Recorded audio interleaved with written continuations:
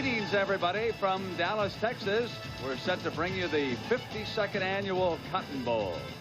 It'll match the winner of the Southwest Conference, the Texas A&M Aggies, against the Fighting Irish of Notre Dame. Clear, chilly afternoon in Dallas, and a sellout crowd expected for this one. Some 70,000 will be on hand.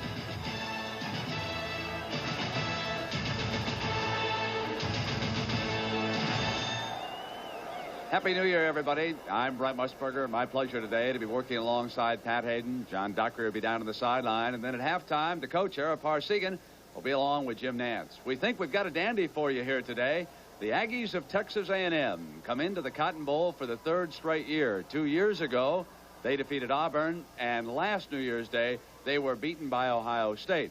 One of the major themes is the return to prominence of the Fighting Irish of Notre Dame under the coaching leadership of Lou Holtz. This is their first major bowl since they played in the Sugar in 1981. But let's turn back the calendar a few months and show you exactly how the Aggies and the Fighting Irish got to this Cotton Bowl. Texas A&M began the season with high hopes. But when reveille sounded, most of the barking was over the play of the defense. It was this unit that held the Aggies together early. Coach Jackie Sherrill is always talking chemistry, but he also needed some offense. They went 2-2 in their first 4 games. Enter 2 freshmen, a quarterback, Bucky Richardson, and a running back, Darren Lewis. And their impact was immediate. The Aggies rolled to the next 6 games. And then it was time to play for the trip to the Cotton Bowl against Texas. Late in the fourth quarter, Richardson came on in relief. It was the winning touchdown. And Jackie Sherrill had earned a 3rd straight Southwest Conference title and a 3rd consecutive trip to the Cotton Bowl in Dallas. At Notre Dame, the season began with all eyes on the Heisman Trophy favorite, Tim Brown.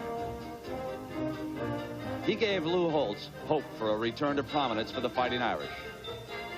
Against Michigan State, Brown exploded. He returned 2 punts for touchdowns. And he became the early odds-on favorite to win the Heisman. The Irish stayed unbeaten until they ran into a tough Pitt Panther team. The Panthers knocked out starting quarterback Terry Andrzejczyk, and the option quarterback, youngster Tony Rice, came on. But it was the offensive line that became the new stars. They blocked and led the way as Notre Dame shot down USC and Alabama and still had a chance at the national championship until Joe Paterno in Penn State stopped a last-second 2-point conversion on November 21st. A week later, the dejected Fighting Irish were thrashed by the Miami Hurricanes, and they come into this Cotton Bowl with an 8-3 record.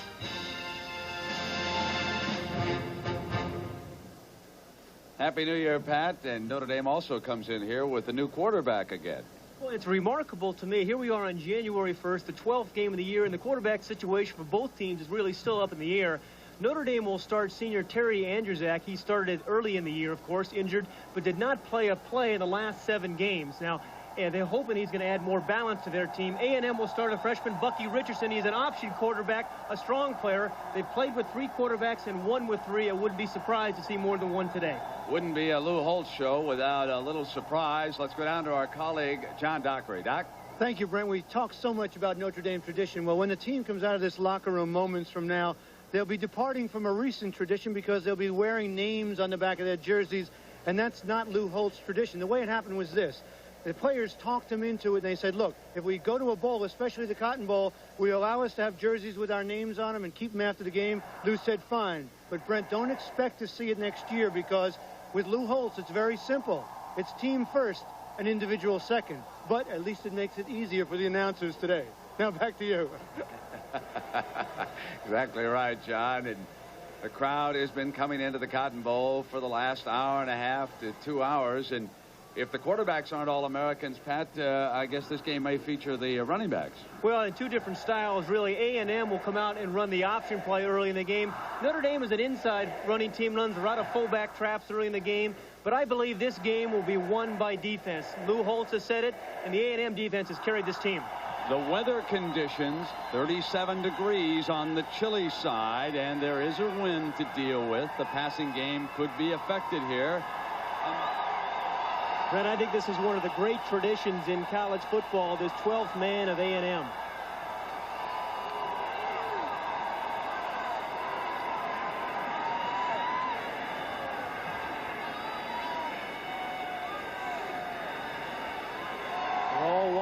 They treat him a little differently. As a matter of fact, they stayed in a separate hotel. They wouldn't let him in with the regular guys. They sound like fighter pilots on a carrier. Keep them away from the rest of the crew. Feed them red beef and whatever they want and turn them loose. We are underway in the 52nd Cotton Bowl, and here comes your Heisman Trophy winner. He's got an alley. Out near the 40-yard line, where Terry Andrzejek will put it in play for Lou Holtz and the Fighting Irish after a 36-yard return by Tim Brown. Andrzejek will lead the way after missing 7 games with a separated collarbone. A very good fullback in Johnson. Green, a talented tailback. Brown, of course, the main man. Reggie Ward must fill in as a blocker. The offensive line brings Andrzejek up for 1st and 10 at the Irish 40.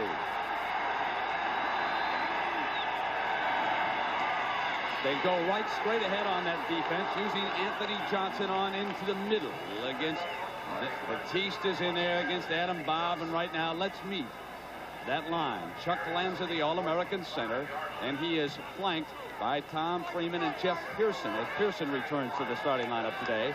Rader and Spruill are the big tackles, and Andy Heck celebrating his 21st birthday at tight end. Tim Brown split out into the slot now against that defense, and again they're going right straight ahead, and that time Adam Bob, 24, made the tackle. Because A&M blitzes and takes a lot of chances on defense, they put great pressure on the outside of the formation. Notre Dame feels they have to run the ball inside against guys like Samuel Bryant and Broom and Price, the inside tackles. Bob, who made the tackle there with Dana Batiste on the inside, and there they are, the Blitz brothers, 83 and 23, and they can really play. This is 3rd and short for the Irish.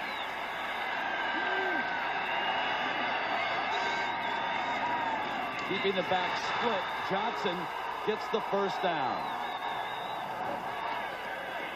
3 straight plays now. Notre Dame has come out and run the fullback, and they run traps more than just about anybody in college football. The Notre Dame guards are some of the best trapping guards you will see. The secondary, and there's a big change here. Washington and Morris are on the corners, but back at safety, Corrington, their team leader, but Jones at corner replaces Brooks. And Pat, where and how will they miss Brooks? Well, they'll miss him in the man-for-man coverage because they blitz so much. They like to use man-to-man, and it's going to be Gary Jones now against Tim Brown.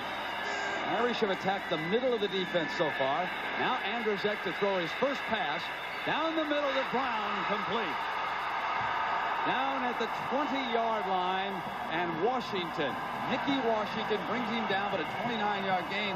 Pat, he appeared to be wide open. And Tim Brown is in the slot receiver, and what you want to do when you have a receiver with great speed like Tim Brown, get in the ball on the move. It's a crossing route where he can catch it and keep going. See, after the catch, he still picks up another 8 or 10 yards. But it's a big lift for Andrzejek, his first throw in about 2 months. Pat Jones, the cornerback, had him as a strong safety, and he turned upfield on him. Now they run Green inside the 20-yard line. This will leave the Irish with 2nd and long as Dana Batiste, number 48, pounds him. What Notre Dame wants to do is attack in the center of the defense right in here. You're going to see these offensive guards doing a lot of trapping and pulling and blocking in here to clear the way for the fullback. There, that time Freeman made the trap block, but Batiste was right there to make the stop. Ball is at the Aggie 19 on this 2nd and long. Andrzejek on the option cuts up, but he could not get away from the corner who came up, and Adam Bob, the linebacker, number 24, responsible for that tackle. The corner wouldn't let him get outside. He did great run support on that left side as Andrzejek checks with Coach Holt. You know, it's important, I think, for Terry Andrzejak to start off quickly, which he did with that big pass. That's got to give him worlds of confidence. When you come into a game like this, you're really not certain how you're going to play after having been injured and been laid off for so long, but he looks very confident to me. 3rd and 7 on this play. He's got time. Complete to Brown. Battling toward the end zone. Touchdown, Notre Dame.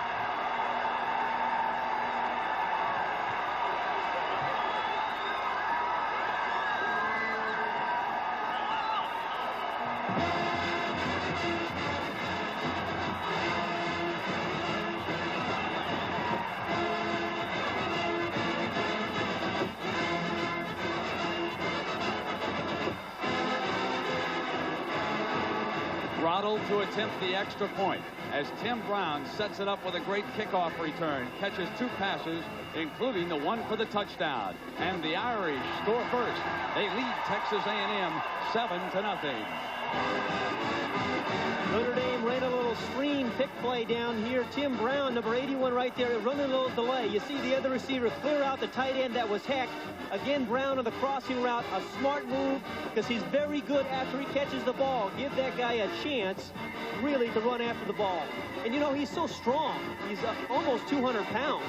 He runs right through Corrington, number 10. He sees the end zone and puts it in.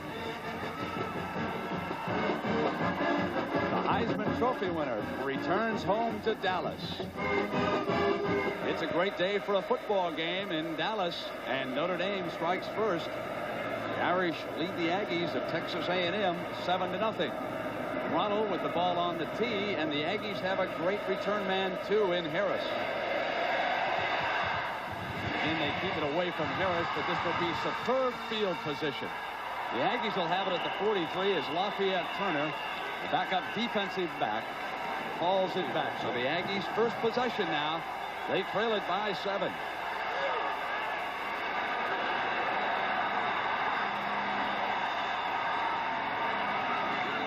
Oliver in motion. And Richardson to throw on first down.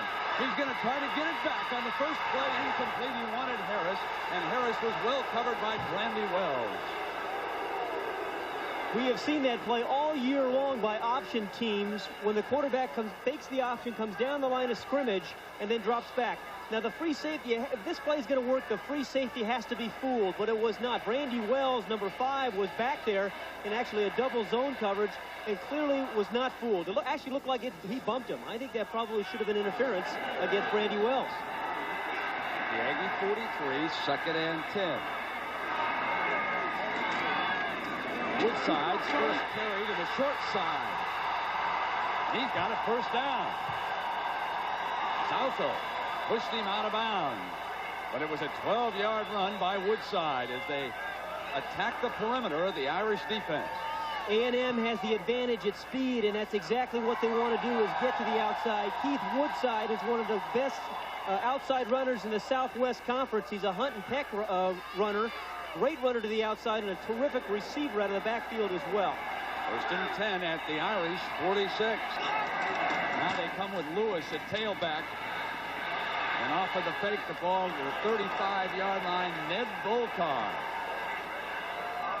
Coming up for the hit for Lou Holtz. Let's go downstairs to John Dockery.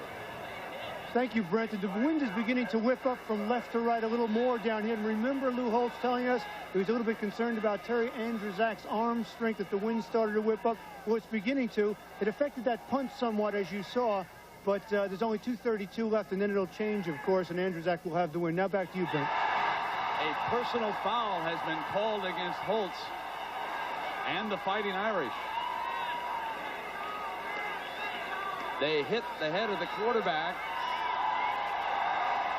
and it was spearing was the call.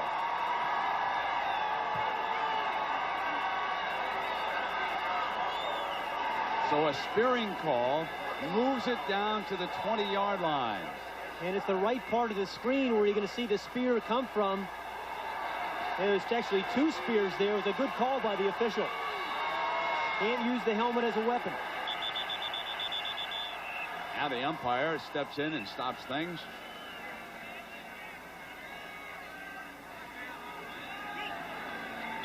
We've got 2:23 to go here in the first quarter. Notre Dame leading Texas A&M 7-0, but the Aggies moving within striking distance. And Gurley, the fullback, comes right straight ahead behind his center and his 2 guards. Mike Griffin, the nose man, brings him down. You mentioned the center, Matt Wilson for A&M, number 50, has had a terrific year for the Aggies as an all-Southwest Conference performer. He makes all the line calls, and I've never heard a coach tell me that a center is a big play guy. But Jackie Sherrill said that about Matt Wilson, the center for the Aggies. Now this is a 2nd and 7 for the Aggies. Woodside back there as the lone setback. Richardson is a superb runner.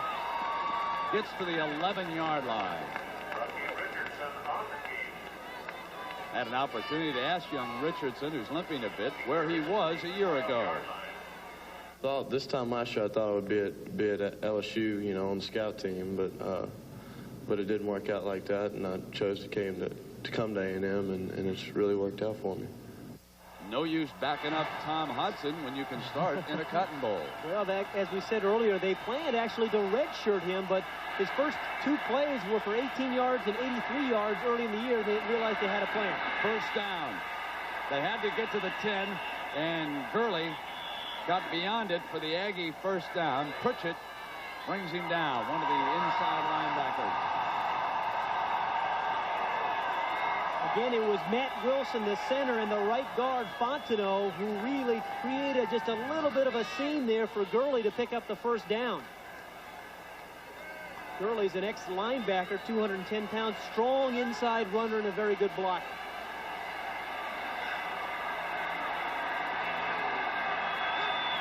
On the 1st and goal is Woodside. And a good defensive play by John Foley. Foley came to Notre Dame as a linebacker out of the Chicago area, and against Miami they started using him as a down lineman. They liked him so much when they reviewed the films that they have put him to that spot. Coach Fazio also has altered his entire defensive concept for this game. You're watching much more of a gap defense on the part of the Irish here this afternoon than before. And Foge is upstairs in the press box watching how things unfold. All year he's been on the sideline next to Lou. Off the play action, Richardson is hit as he delivers. And it was Brandy Wells who came and got him. This is the 3rd time that Notre Dame has done this. They did not do that much this year, but remember, they had a month to prepare for this football game. Obviously, it's confused A&M. The blitz from the corner, that time Brandy Wells from the right side. Richardson never saw him. It's just one of those things, Brent, about getting ready for a bowl game. You can have so many change-ups that you didn't have in the course of the season. Now, Pat, it's 3rd and goal.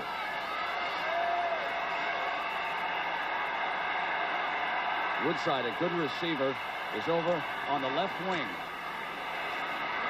Incomplete. Ball was thrown high. Corny Southall came over.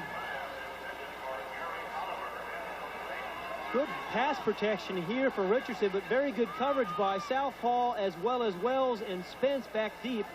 You see Richardson has pretty good time. Good pass route, a crossing route, which is good inside the 20-yard line because most teams play man-for-man coverage, but Southall was right there. There's the field goal by Slater. So he's 1 for 2, and the Aggies are on the board. Come to the end of the first period. Notre Dame leading Texas A&M 7-3. And we'll return after this message and a word from your local station.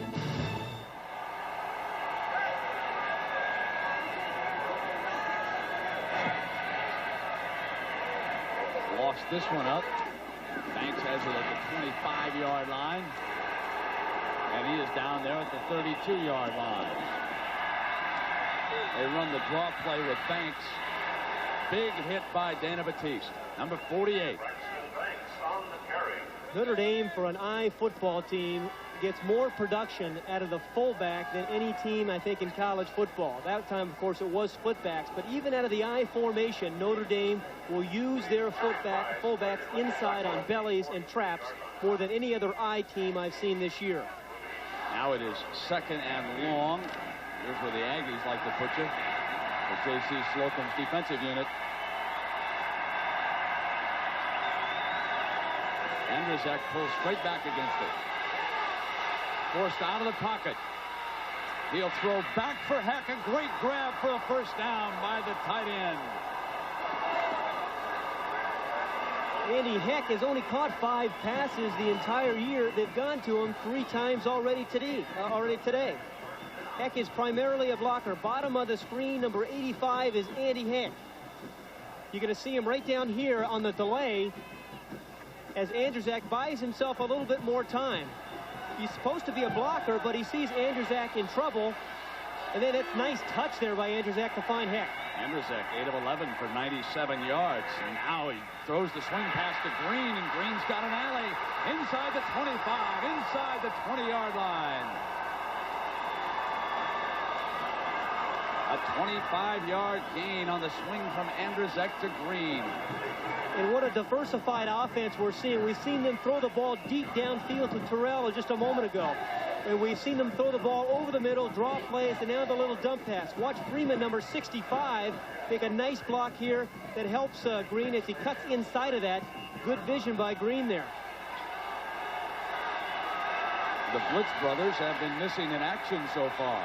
It's first down for Notre Dame at the Aggie 19.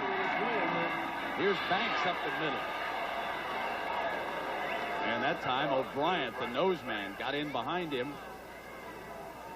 Brent, one of the reasons I think that Roper and Alan Wallace have not been in Andrzejczyk's face is because they've gotten rid of the ball so quickly.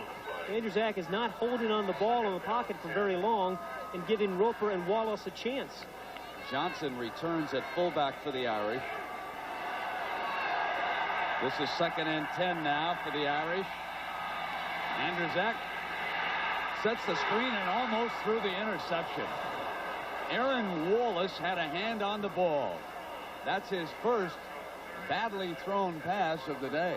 For a screen to work, you have to be able to cut down the outside linebacker. Aaron Wallace does a nice job of fighting off the block with his hands. You see him right there fighting off the block?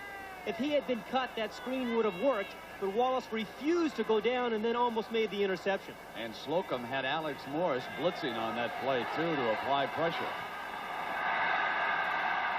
Now it's 3rd and 10 against this Aggie defense. Andrzejczyk keeps it off the option. And this will set up a field goal attempt for Grotto.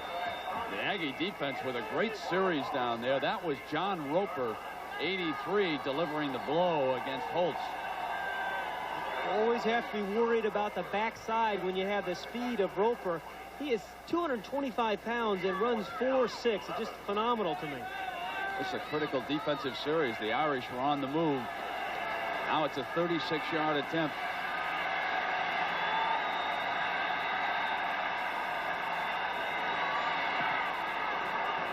Low, but good. He line drived it over, didn't he? That may have been tipped by Gary Jones. No, we'll take a look at it while you're away, and then we'll come back. We're at the Cotton Bowl. Happy New Year, everybody, from Dallas, Texas. We have 10:52 to go here in the first half.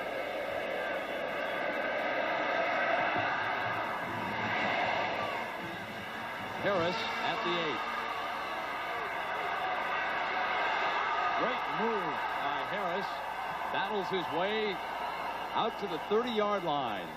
And Lance Pavlis now is in at quarterback. We said they've used 3 different quarterbacks this year.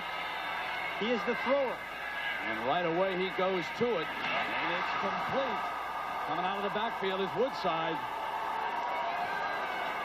So Pavlis steps into the game and completes an 11-yarder to Woodside. And Brent, a year ago, Jackie Sherrill really thought that Lance Pavlis was going to be a terrific quarterback this year. He's a redshirt freshman. He's had a difficult year. Started 3 games, but was benched earlier. But he is the best thrower of all 3 of them. Obviously, they're frustrated with the running game. This is Woodside. Figueroa wraps him up at the 32-yard line.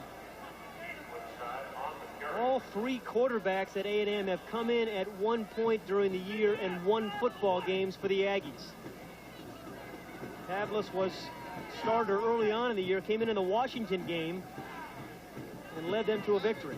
Strong-arm kid, highly recruited here in Texas, and they still think he's going to be a very fine player. Kevin Murray, who quarterbacked them in the last 2 Cotton Bowls, we watched him working out. He had a plate removed from an injured ankle, and he expects another NFL tryout sometime in the upcoming year. Pavlis throws complete. Oliver breaks away. Smagala at the 35-yard line. It's a 33-yard play, and Pavlis lights a fire for the Aggies. How many times you've seen this in college football where the backup quarterback comes in and just emotionally lifts his team? This ball is a frozen rope by Pavlis. Good protection inside. Drills the ball to Oliver, who then made a nice little spin, made Spence miss him for the big game. That's a nice play. First and 10 at the Notre Dame 36-yard line. Now they come getting to the perimeter with Woodside inside the 30-yard line. Randy Wells tackles him.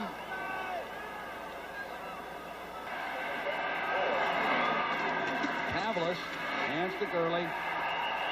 He blasts to the 25, and that would give the Aggies still another first down. Jeff Ohm, number 90, playing that defensive line, brings him down.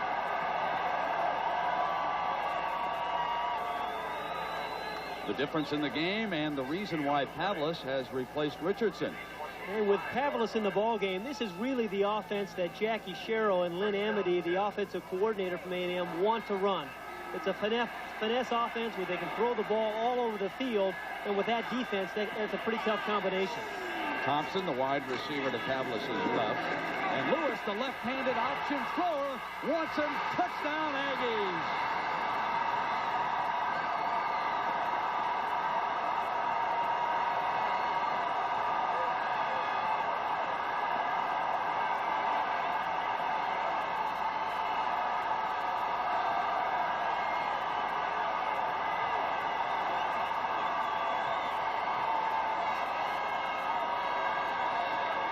The swinging gate is set up here on the extra point, and the line moves over to the middle of the field. Slater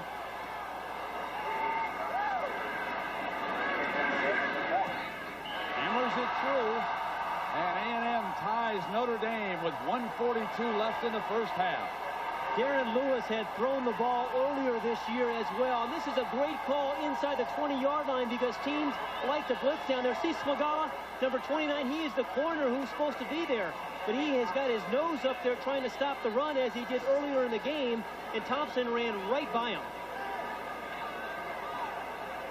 Is there anything more effective than a left-handed throwing halfback on that option pass? Grant, watch Smagala come up, and the safety get fooled right here, too. The short side of the defense into the boundary where A&M had run earlier. Southpaw comes right up. Smagala comes up, and a terrific call inside the 20-yard line. Thompson fakes a little post move, and a quick step back to the outside and all alone. And on the season, Lewis is 2 of 2 for 2 touchdowns. That's shades of what Walter Payton used to do with the Bears in the NFL. Well, that's a couple of great plays. That interception by Morris down there in the end zone was a thing of beauty. How he managed to keep his feet in bounds when he went up on that ball. Now the low kick. Brown's got it at the 8. Weaves his way out to the 29-yard line. Andrzejczyk and the Irish with 1:37 to work with.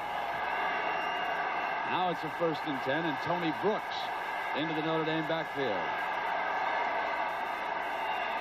Andrzejczyk with a deep drop to set the screen, and the fullback drops the ball.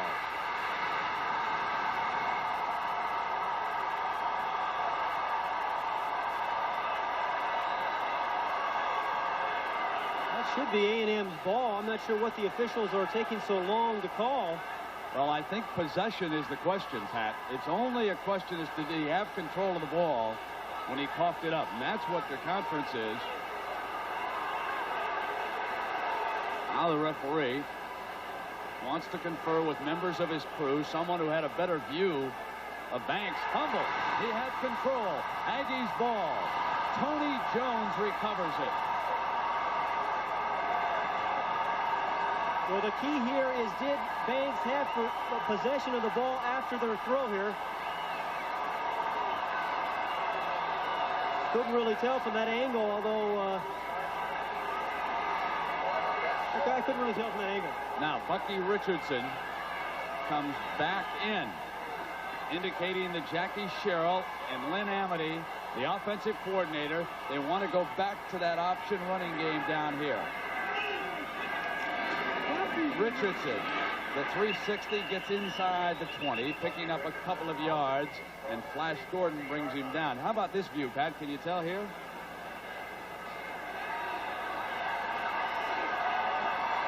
Banks was actually fumbling the ball. He was screened by his back, but it looked like he was fumbling the ball there. Let me tell you that you'd really need a clear-cut reverse angle to tell. I honestly believe it's pretty impossible to tell. He did pick his head up and look upfield like he might have had possession. At any rate, the officials had a lot better view of it than we did in that situation. Now on 2nd and long, Pavlis back in the game. Hits Woodside inside the 10. 1st and goal. Great substituting by the Aggies. They bring in Richardson to run the option play, and then right back with Pavlis on a passing down. We said they've used all 3 of these quarterbacks at different parts of the season and for different reasons. Obviously, Pavlis is the thrower. Good protection was the key here. He delivers the ball on time. No wasted motion there by Pavlis in getting rid of the football. And he is 3 of 3 for 55 yards. Now here's Lewis. Cut back. Battles, and he's out of bounds near the 2-yard line. Boy, this has been a well-played football game, hasn't it? But it was this turnover which really gave A&M the chance to be in scoring position. That's clearly the angle we wanted to see. I don't think he had possession there, with the official there who made the call. Now they are threatening to go ahead for the first time in this Cotton Bowl. They are down to the Notre Dame 2-yard line. They have a 2nd and goal. They show full house.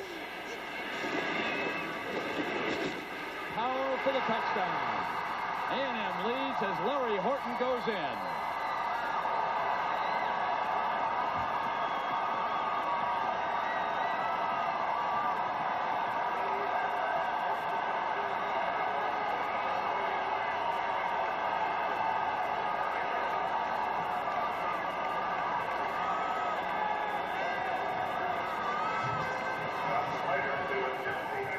They go ahead for the 2 off the swinging gate and get it.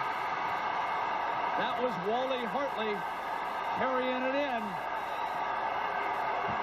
A great call by A&M. Now, they line up in the swinging gate after every extra point. They've done it all year long. And if you don't show enough defenders over there, the center's going to snap the ball there to Hartley, as they did right here. And they're just going to power it in. There's the look they come up with. I love that. Go for the 2. And here's a look at Horton, number 39, yet another freshman, and he runs over Matt McCall, the right tackle, number 77, a nice block by him. And Gurley, the fullback, 38, clears the way for Horton as well to get in the end zone. Time runs out on the first half. Texas A&M comes from behind, with the score tied at 10. Now, Tim Brown started the game returning a kickoff.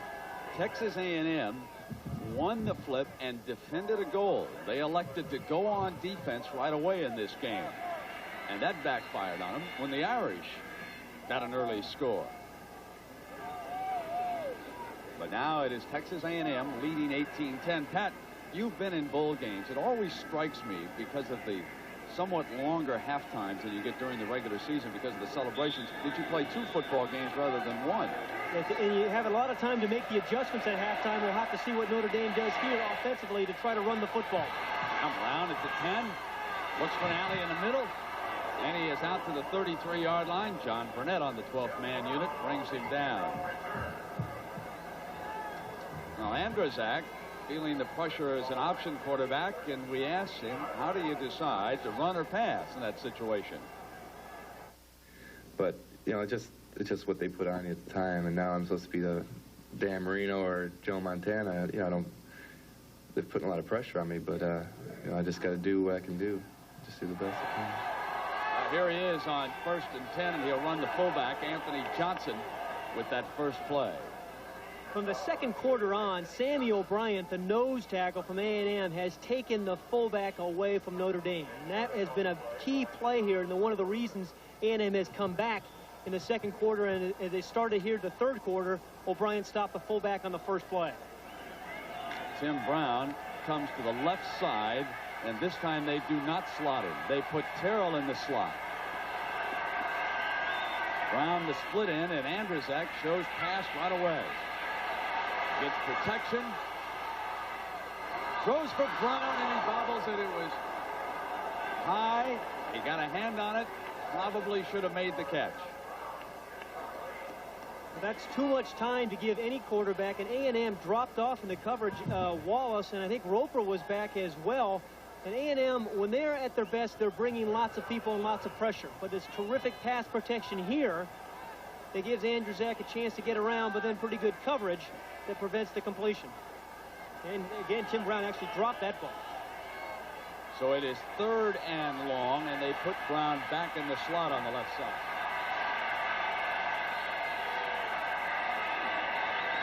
Wallace coming, can't get through the blocker, and it's complete to Ward.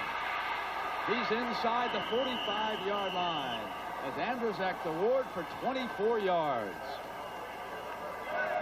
That has been the loneliest position on the field for Notre Dame, the other wide receiver. And he should have a field day, really, but one of the few times we've seen Ward run an outside cut. Today, he's either been clearing out the formation for Tim Brown to come underneath him, or he's been running inside. But that time he ran the out, and it was wide open.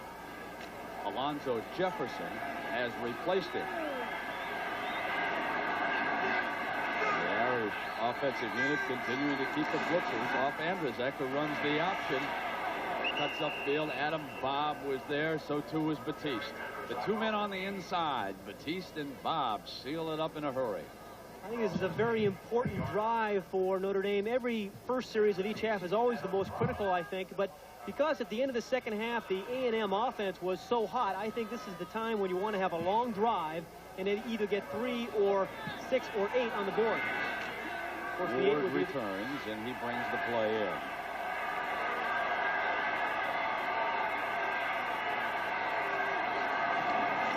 Andrzejczyk keeping it down the line.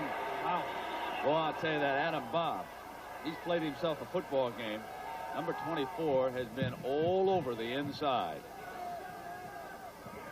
Adam Bob in here in the middle, and the reason he's doing such a nice job of making so many plays is Sammy O'Brien and the tackles are keeping people away from Bob.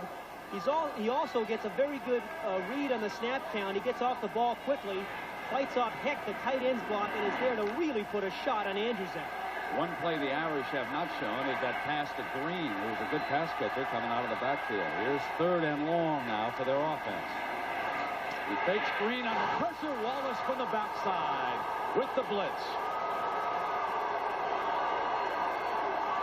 The first step of Aaron Wallace is the most critical. He is 6'4" and gets off the ball. Look, it's about a 2 or 3 yard step. He gets right around Rader, and Andrzejczyk goes down like a British heavyweight. Unbelievable pressure from the outside by Wallace, but it's that first step of his. Would you say a British heavyweight? He went down like a British heavyweight. That Henry Cooper and those guys? Those guys all went down. A Rhodes Scholar could sail that one right over my head, huh? All right. Phelan back in punt formation. Off the side of his foot. Gets a little bit of a Notre Dame bounce there and comes to rest at the 19-yard line. So it'll be first down when you return. Texas A&M leading Notre Dame 18-10. Just underway in the second half.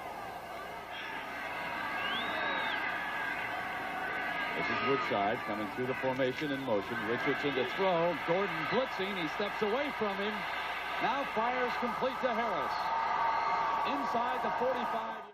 Job to get himself open and work his way back to him. You see Harris doing that, finding the soft spot, and then making the nice catch and turning it up right afterwards. Ball to the Notre Dame 43-yard line for this first down. Woodside up the middle. Boom, right there. And then the big hit by Cedric Figueroa. Now 3 yards to go.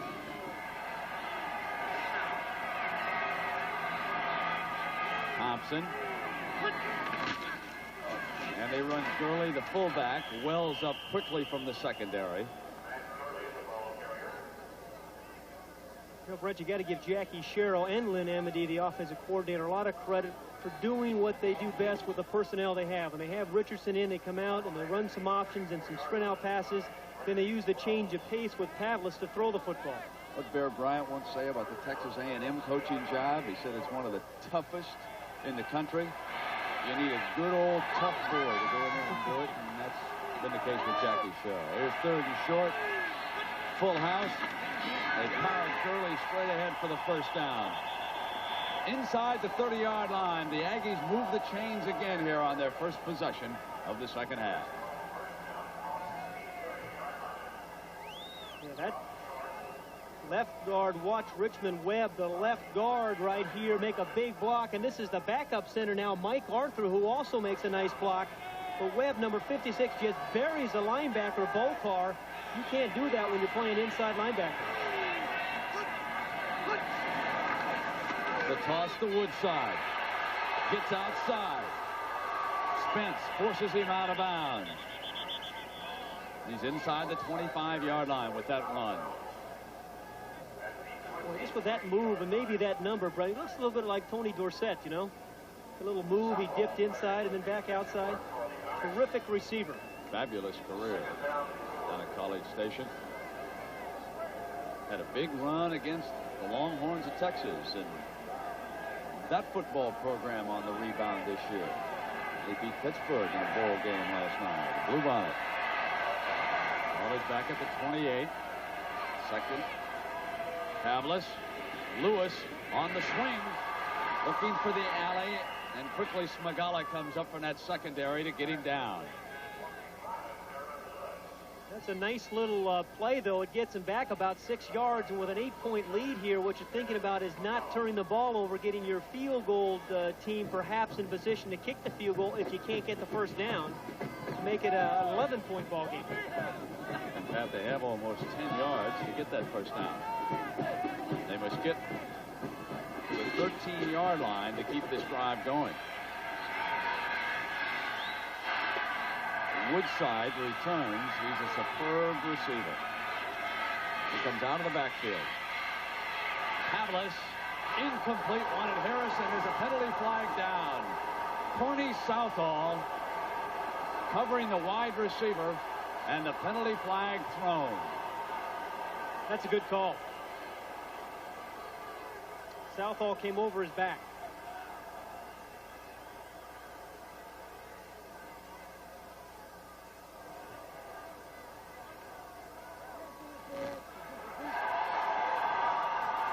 I think some of the Notre Dame defensive backs, Brent, are really surprised by the arm strength of Pavlis because this ball gets there quickly. I think they're reacting just a little bit slower than they would have had Richardson been there.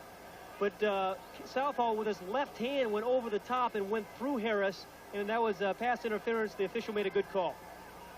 So it will give Texas A&M a 1st and goal there at the 7-yard line.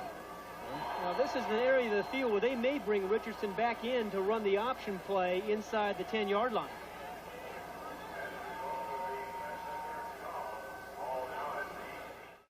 Right now, they're going to stick with Pavlis. See if he can close it off. Richardson could not in the previous drive. This is Woodside, cuts back. Follows his way to the 2-yard line.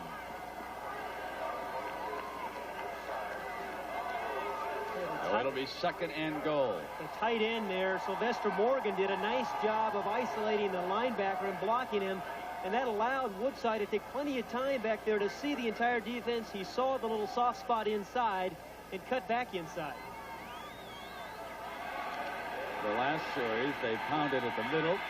Maybe they'll try some speed wide. Let's see what Pavlis comes up with. There's Woodside.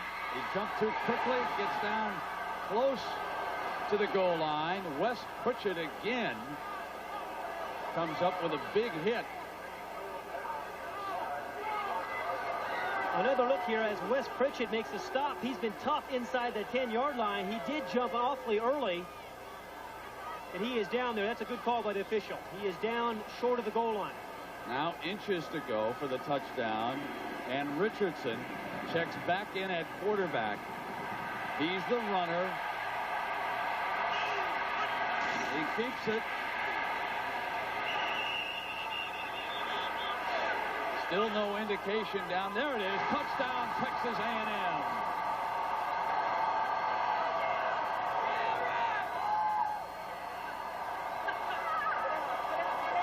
So the tradition continues at Texas A&M. Why did I go to A&M?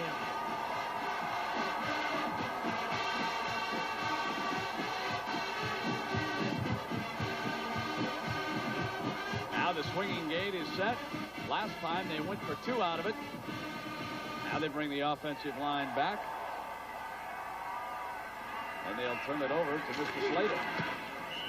He hammers it perfect. Texas A&M 25, Notre Dame 10. It was an awfully delayed call by the officials. There's 2 of them right there on either side of the quarterback to be able to see it. But as you can see, number 7, Richardson, looked like his body was over the plane of the goal line. And that's another 6 on the board for Texas A&M. Tim Brown standing around the 14-yard line. Talbot to kick it off. Another low line drive kick. Brown's got it on one hop at the 16. Brown coming to the outside. And he is down at the 42-yard line. Ronnie Glenn of the 12th man unit tackling him for A&M. And it'll be 1st and 10 for the Irish after the 27-yard return by Brown. Look at that, unbelievable. That has really been the difference, particularly here in the second half. They have not been able to run the ball, particularly inside with the fullback. And for Notre Dame's offense, that sets up everything else. Anthony Johnson and Mark Green are the split backs. Andrzejczyk on 1st down with superb protection. Keeps it and gets out of bounds. He's at the 49-yard line. Yeah, that. Joe Johnson, the linebacker, chasing him out. Let's go down to John Dockery quickly. John? Hi, Brent. You may have noticed these 2 gentlemen along the sidelines, Mr. Goga and Mr. Parker. What are you guys doing here with Jackie Sherrill? Well, we've been with Jackie since 1977 when he first came to Pittsburgh, and we've been doing the security since then. He's invited us down to 3 Cotton Bowl. This is our 3rd Cotton Bowl with Jackie. All the way from Allegheny County. Now up to you, Brent. All right, with Green powering ahead up the middle inside the 45 for a Notre Dame 1st down. This is how the Notre Dame running attack has gone here this afternoon. Green with a little shoe problem. 4 to that left side coming outside, and the bulk of it inside. Now that is to offset the tremendous athletic talent of Roper and Wallace. Trapping the middlemen. Now Tony Brooks, the freshman, number 20, checks in at tailback.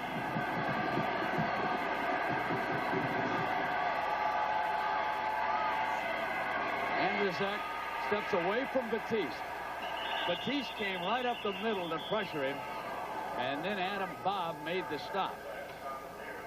I'll tell you, Brent, what A&M does is a terrific job of getting in the snap count. They are never late. They're never early. They study film, spend a great deal of time, and they can lock into the snap count. If the quarterback doesn't change his snap count up, the blitz is going to be perfectly timed.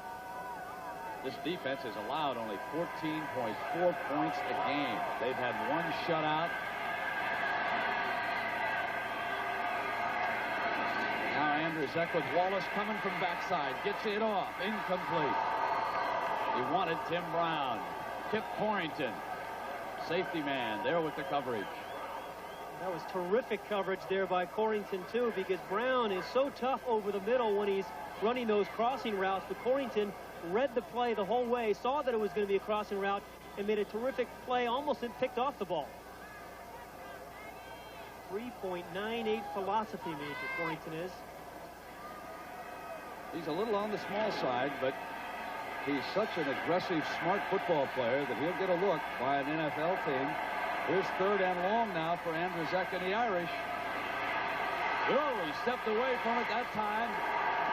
But it'll be 4th and long for Notre Dame. And again, Adam Bob coming inside with pressure. For the second time, Notre Dame tried to run the screen to the left to Aaron Wallace's side, but Wallace refused to go down, and then he forced the quarterback back into Bob. But it was Wallace, number 23, who took the screen away. And a terrific quick pressure there by Price, number 88.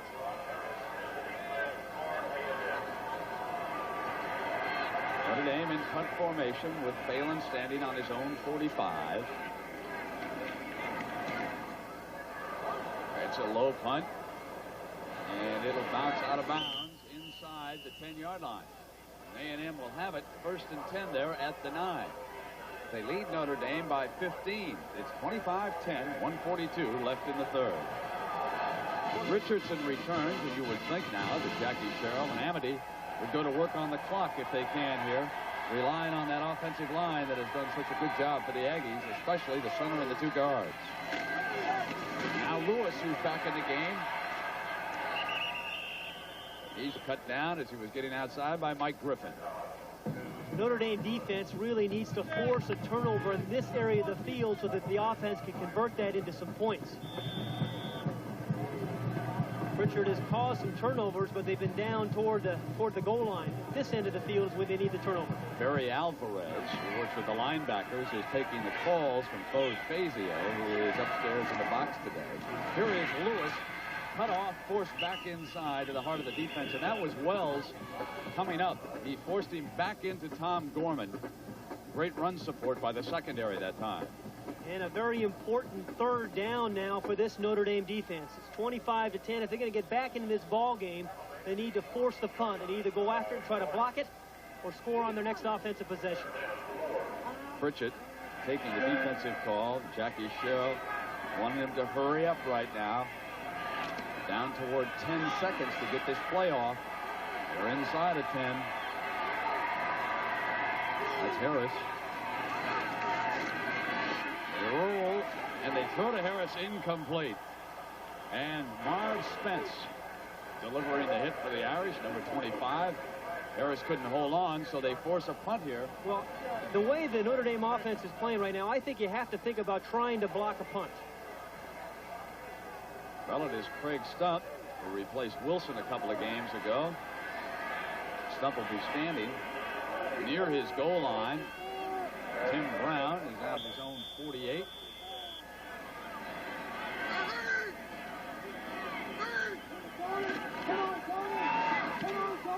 And they're going to give Brown a shot.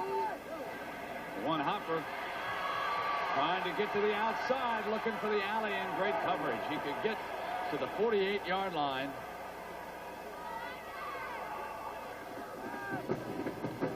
Yeah, that Pat, they don't mess around with any walk-ons when they go to that punt game, do they? Wallace and Basil Jackson. Right there left of the screen, you see number 23 get hit from behind. The official was right there to make the play. And Jackson put the stop on him. You're right. Time running out now in the 3rd quarter. It's 25-10. Andrzejczyk brings the Irish up. Tim Brown is out to his left.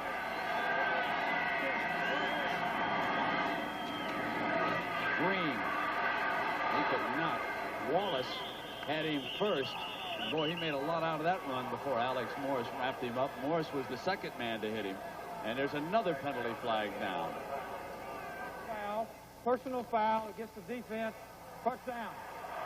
That's a big play for the Irish. Well, most of the breaks in the game have gone against them, we should point out. There was a questionable call in the first half and then pass interference here in the second half. And the breaks have certainly not evened out, so perhaps Notre Dame do one here in this situation. Jones, number 6, gets the call against him. So the ball goes down to the Aggie 43-yard line with the 3rd quarter coming to an end. 25-10. College football on CBS returns after this message and a word from your local station. Well, let me wish everybody a healthy 1988. We get a great view of the Cotton Bowl here in Dallas from the Goodyear Blimp America. Our pilot, Don McDuff, cameraman, Marty Hardesty. And certainly a Happy New Year to both of you fine gentlemen. Now, a quick summation of this game would show you what the Heisman Trophy winner has accomplished. But look at what the Aggie defense has done against the Irish running game. 49 yards. And the two inside linebackers, Bob and Batiste, 24 and 48. 10 tackles for Bob, 7 for Batiste, and a fumble recovery. Now it's 1st and 10 for Andrzejczyk and Notre Dame.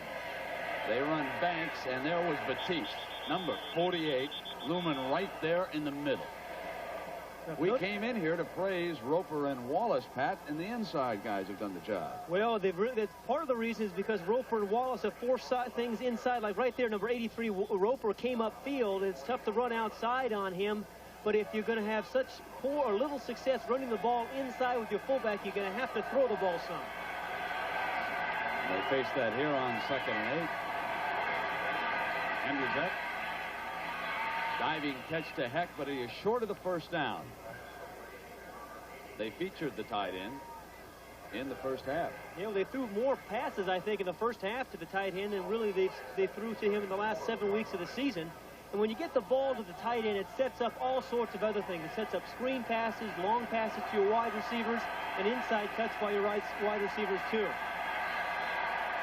Now it is 3rd down and a couple of yards maybe to go, and they'll run Brooks for the first down inside the 30.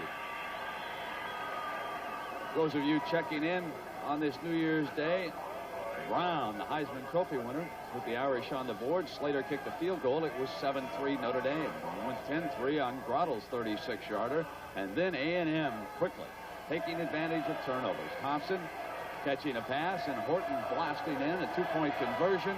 Richardson 1-yard run, 25-10, and Brooks could not break free there.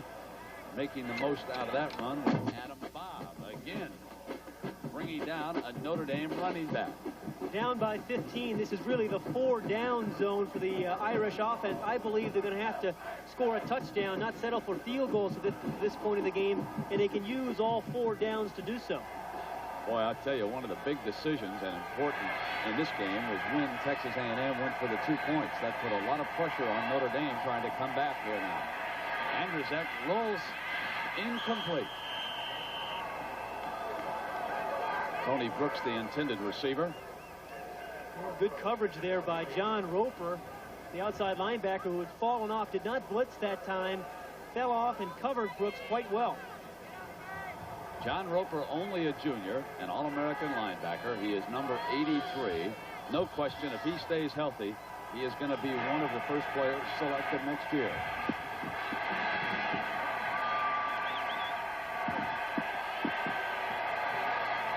Andrzejczyk pulling out under pressure, lofts one toward Brown, out of bounds. And again, great pressure. That was Adam Bob who came through on Andrzejczyk. This time they were not fooling the secondary. Notre Dame ran this pattern earlier where Ward went downfield and then Brown came underneath him. This time 2 defenders right there, actually 3 as Corrington comes over on top. And there's no way to be fooled there. Three defenders around Brown, and it looks like they will go for it now on 4th down. The ball is at the Aggie 28. They must get inside the 20 for a first down.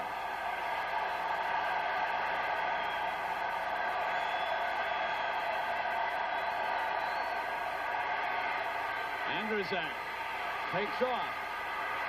Short of the first down with Batiste coming in from the rear and Kip Corrington coming up to seal from the secondary.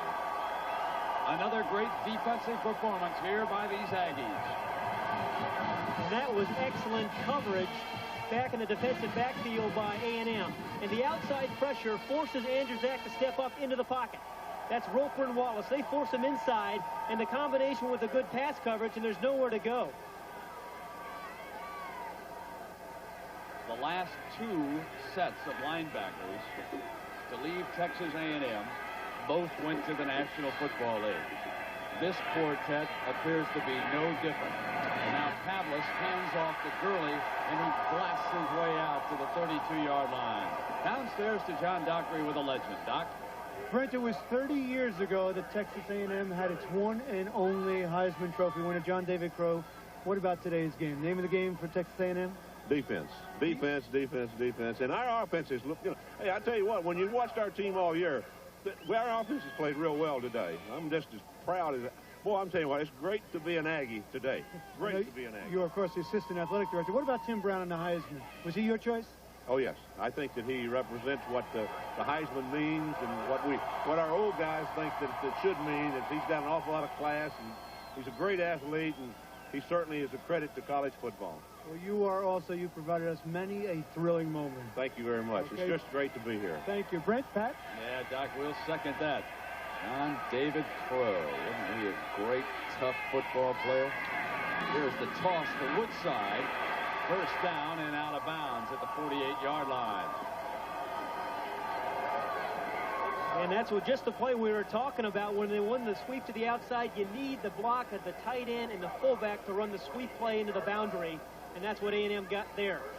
Jerry Fontenot leading the way with another great block. That entire offensive line. Wilson, Webb, Fontenot, McCall, Cheek.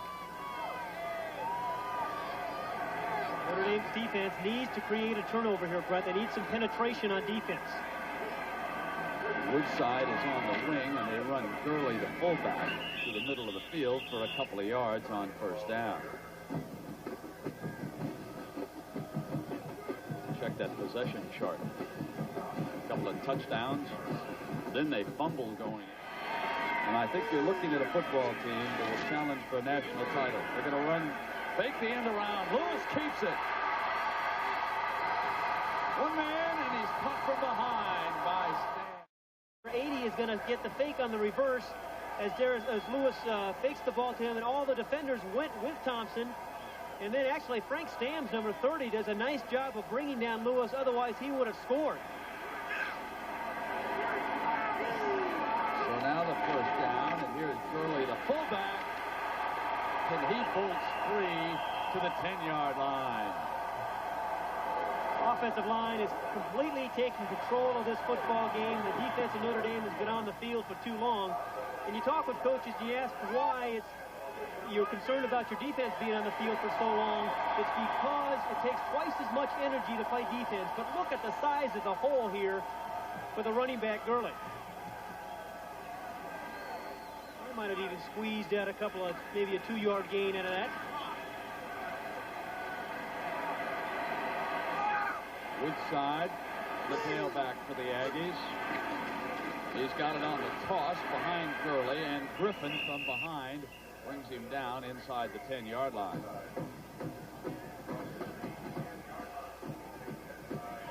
The game plan for A&M was to rush the ball outside today, but they've really had success running the ball inside, and I think they were surprised with some of the success they've had inside, but they've kept after it. Woodside steps in motion.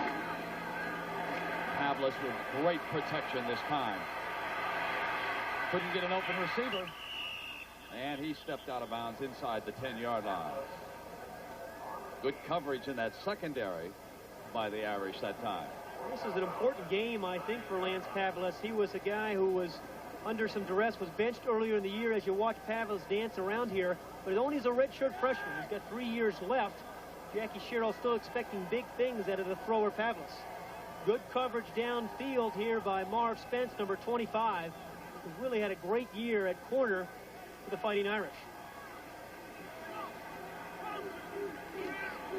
A&M rushing for 237 yards in this Cotton Bowl, and Notre Dame for only 63. Pavlis. Incomplete. And it would be field goal. And they would force Notre Dame to score 3 times in the last 8:37. And Brent, A&M has only given up, I think, 21 points the entire fourth quarter this season. Been one of the more dominating defenses in football. 25-yard attempt here by Slater. Stumped the holder.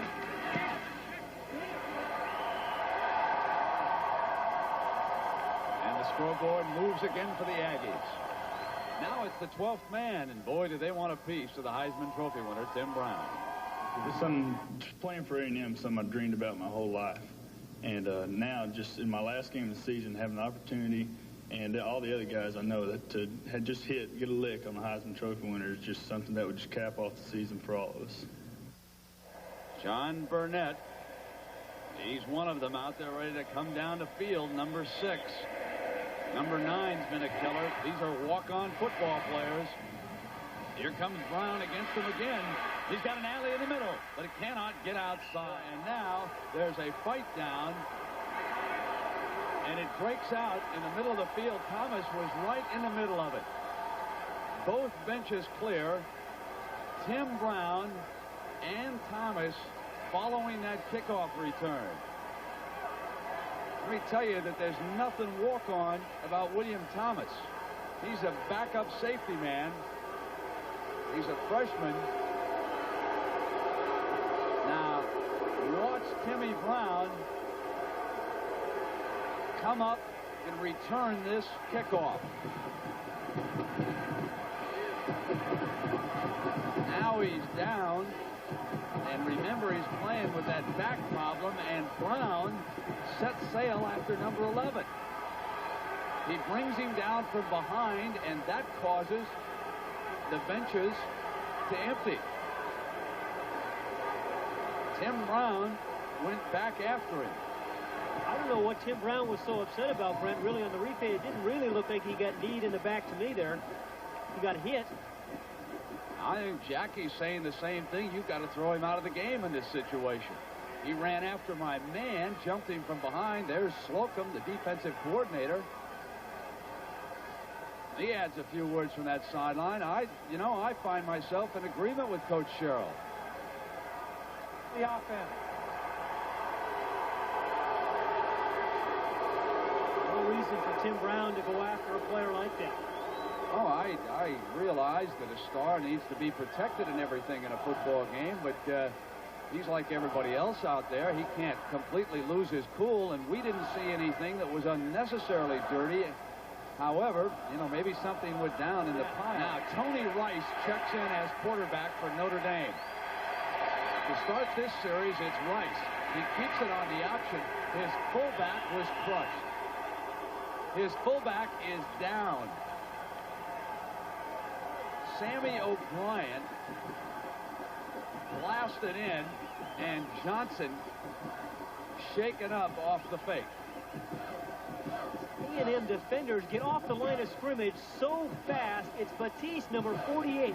See, again, he reads the snap count beautifully, and he's there. As soon as the guard steps away, he's up in the hole. And those guys don't slow down, those inside linebackers of the Aggies. Now Brown still in the game. He is out to the left.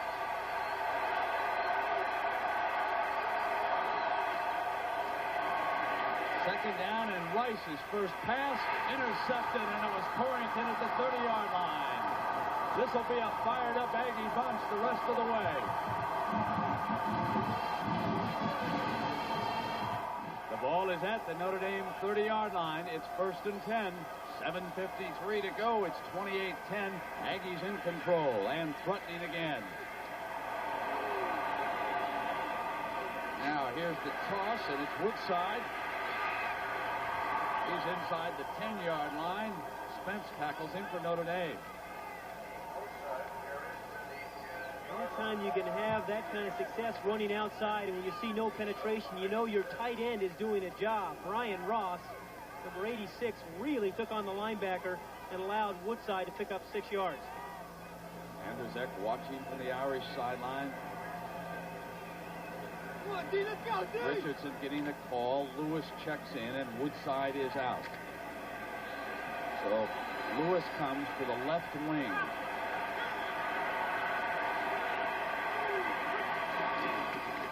Gurley pounds straight ahead. He is short of the first down, and Mike Griffin again wraps him up. He's been active there in the middle of that defensive line for Notre Dame, and that helmet would indicate that there has been some hammering going on here in this Cotton Bowl.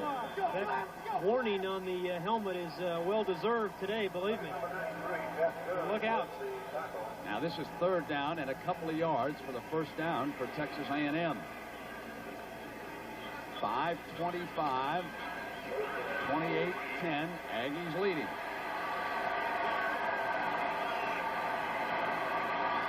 Oliver, the motion man. Richardson keeps it. Touchdown, Texas A&M.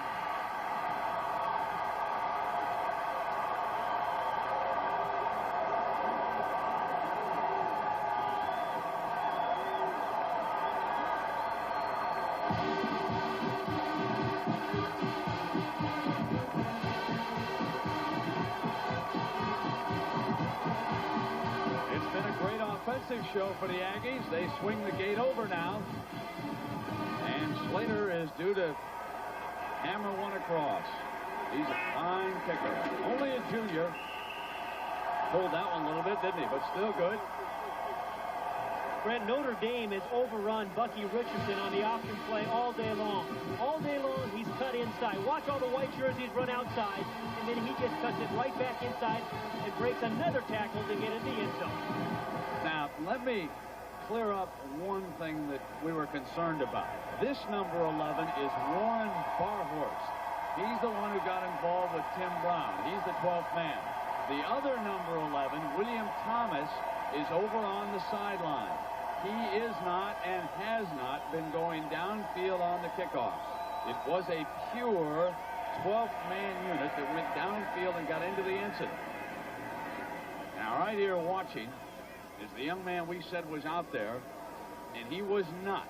All right, Thomas was not out there. It is Barhorst, but Tim Brown will not be returning this kickoff for Notre Dame. Waters is the deep man. And instead, it'll be the fullback, Banks, who's got it at the 24. He's got an alley.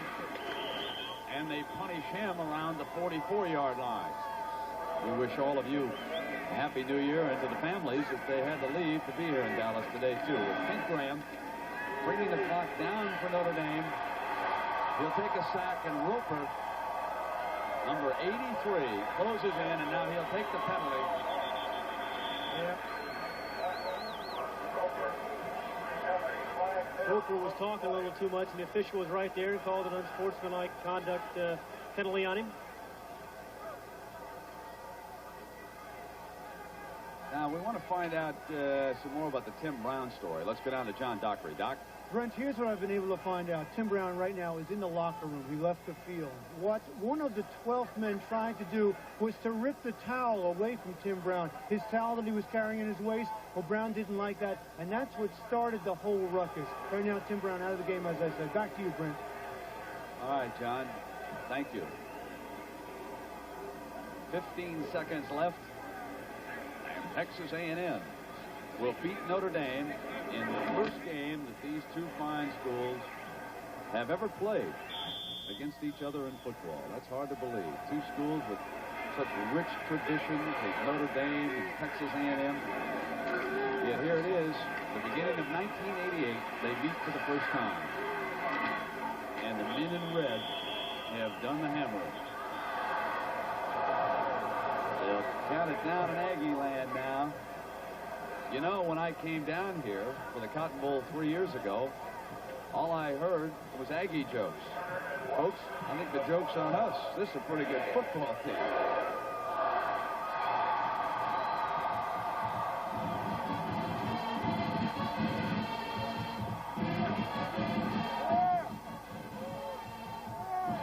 Midway through the season, he carried a quarterback off.